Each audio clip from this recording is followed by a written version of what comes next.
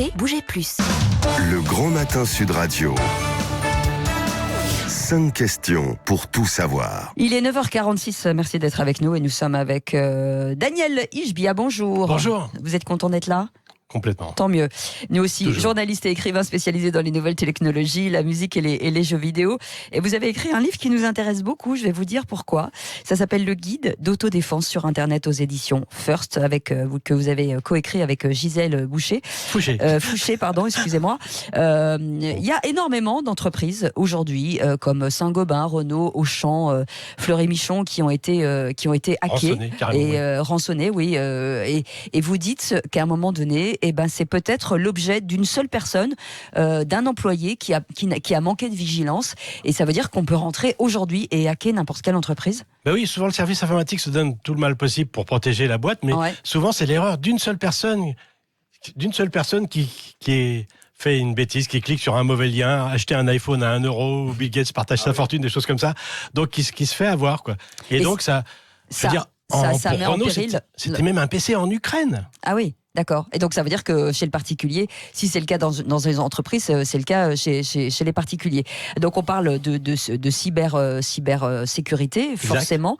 Vous évoquez les spams, ce que vous appelez les scams aussi, c'est-à-dire que ce sont les arnaques qu'on reçoit assez régulièrement sur. Comment on peut pallier à ça justement ? Expliquez-nous ce que c'est d'abord et dites-nous comment on peut pallier à ça. Le but du livre, c'est un petit peu comme si on part dans un pays étranger à l'autre bout du monde et il faut avoir un guide, sinon. C'est Internet pour les nuls, hein. Ça, tout à fait. Voilà, je connais des gens, ils sont arrivés à l'aéroport et ils se sont fait piquer leurs 2 bagages à peine arrivés et si on n'a pas le bon guide, donc c'est un peu comme un guide de voyage, c'est qu'on arrive, voilà, il faut pas aller à 11h à tel endroit dans New York, etc. Donc c'est vraiment cette idée-là. Alors, quels conseils on peut donner, justement, quel genre de spam et quel genre d'arnaque on peut découvrir sur le fil de nos mails, par exemple, auquel il faut faire attention. Déjà, quand on reçoit un email qui n'est pas sollicité, genre, oui, vous avez gagné justement l'iPhone à 1 euro, faut pas cliquer dedans, quoi. Tout ce qui est loterie, tout ce qui est impôt, où on vous dit qu'on va vous rembourser de l'argent, on ne clique pas dessus. Tout à fait. Il y a les façons de faire un mot de passe sécurisé. Selon que votre mot de passe, il est sécurisé ou non, il faudra quelques millisecondes pour le décoder, ou des milliers d'années. Donc ça vaut le coup d'avoir un mot de passe bien sécurisé, on vous donne la formule. Ah oui, mais il ne faut pas l'oublier. Oui, mais là aussi, il y a des astuces. Il y a des astuces pour avoir... Non, mais c'est compliqué, vous allez nous les donner. Non, mais on voit ça. On va voir ça. En fait, super. Vous évoquez que la longueur du mot de passe entre 3, 4, 5, 6 lettres... Ça, c'est la milliseconde. En millisecondes, on vous le décode. En millisecondes, et donc il faut, pour avoir un bon mot de passe... 12 caractères minimum. Voilà, c'est ça. 12 caractères minimum, des chiffres... Mais compliqué, quoi. Le plus compliqué possible. C'est-à-dire, expliquez-nous, un minimum... Vaut mieux pas prendre un mot déjà du dictionnaire, parce que bon, c'est un peu technique si j'explique ici, mais les hackers, ils ont des programmes qui prennent, bien sûr, quand ils récupèrent votre mot de passe, ils récupèrent quelque chose de crypté. Mais bon, ils prennent le dictionnaire, ils prennent avion, ils prennent, autobus, ils essaient de voir s'ils trouvent le même cryptage. Et puis bon, donc si vous avez utilisé un mot qui est dans le dictionnaire. Exactement. Donc et ça, pas c'est utiliser sa date de naissance. Le hacker va voir sur Facebook, Facebook, c'est une vraie passoire. On vous donne aussi plein d'astuces pour protéger votre Facebook, parce que moi, j'ai fait le test il y a 2 jours, là, sur quelqu'un que je connaissais ni d'Ève ni d'Adam. Et je savais quand est-ce qu'elle s'était mariée, avec qui, les études qu'elle a fait. J'avais accès à sa page, mais Facebook, c'est une passoire si on le protège pas. Je reviens sur les mails, parce que là, on part un peu dans tous les sens, mais les mails, quand vous recevez un mail, c'est-à-dire quand vous recevez un lien, ne cliquez pas sur le lien. C'est ça que vous expliquez. Absolument. Il faut d'abord aller checker sur Internet, savoir si c'est un compte qui existe, avant de cliquer dessus, parce que sinon, ça peut permettre aux hackers forcément de rentrer dans votre ordinateur. Mais même si vous recevez un mail d'un copain ou d'une copine, je veux dire, il faut d'abord l'appeler. Moi, j'ai eu ça récemment, et avec quelqu'un du Figaro, c'est pas rien. D'ailleurs, moi, je peux vous raconter une histoire absolument dingue. Je connais quelqu'un qui si vous appelez tout le monde, toutes les personnes qui vous envoient des mails, alors vous n'avez pas terminé. Des mails bizarres, quoi. Je veux dire, des mails inattendus. Ouais. Et moi, j'ai un copain, c'est un éditeur de magazine, c'est quand même pas un bénet. Ouais. Il s'est fait avoir par une arnaque au châtiment. Il y avait une fille, une Colombienne, qui disait bientôt, mon chéri, j'arrive bientôt. Oui, bien sûr. Elle lui a soutiré, je sais, parce qu'à l'époque, il pouvait pas me payer tellement. C'est vrai? Non, c'est pas de la blague. Enfin, il a payé 1 an plus tard. Ouais. Mais bon, il se faisait avoir par cette femme, et comme par hasard, elle était arrivée à la frontière en Colombie pour prendre l'avion pour venir en France le retrouver. Dans son sac, on trouve du hashish, elle est mise en prison. Donc, mon chéri, il faut que tu m'envoies des sous pour me faire libérer. Quelqu'un m'a mis du hashish dans mon sac. Et il s'est fait avoir alors que c'est pas quelqu'un d'idiot, quoi. Oui, parce que vous le dites dans votre livre, vous pouvez recevoir un mail de quelqu'un que vous connaissez, qui vous explique qu'il est dans le besoin et que ça serait bien de lui envoyer de l'argent.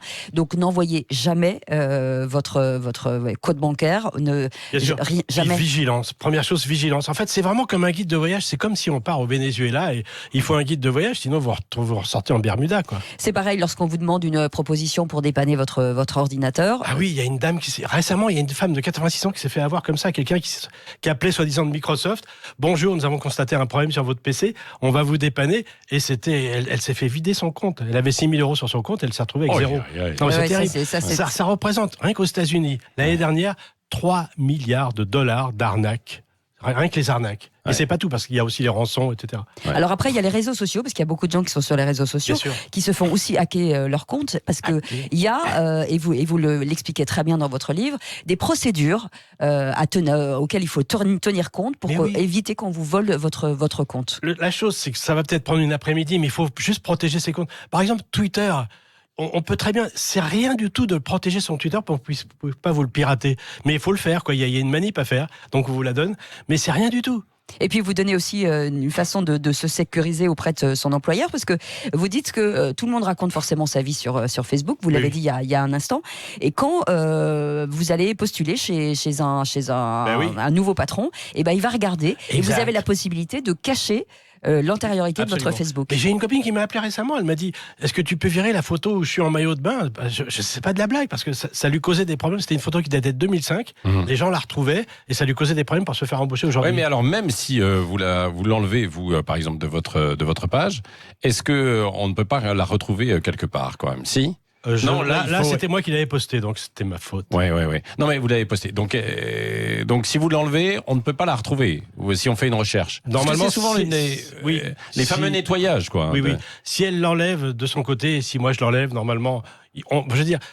Le guide, c'est pas pour faire peur. Le guide, c'est pour dire protégez-vous. Ah bah non, mais vous faites flipper quand même. Non, mais franchement, il y a toutes les méthodes. On peut se balader sur Internet tranquillement, comme quand on va à New York. Si on va dans tel quartier, ça va. Ouais. Si on va dans certains quartiers à minuit, il vaut mieux pas. Est-ce que vous êtes plutôt enclin à dire allez plutôt sur le moteur de recherche Qwant, par exemple, qui ne tient pas en compte de votre vie privée, plutôt que d'aller sur Google?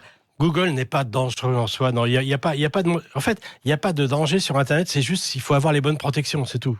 Donc ça veut dire que, en fait, il faut lire votre livre pas à pas. En fait, c'est ça que vous êtes en train de me dire. C'est vous qui dites. Ouais, c'est ça.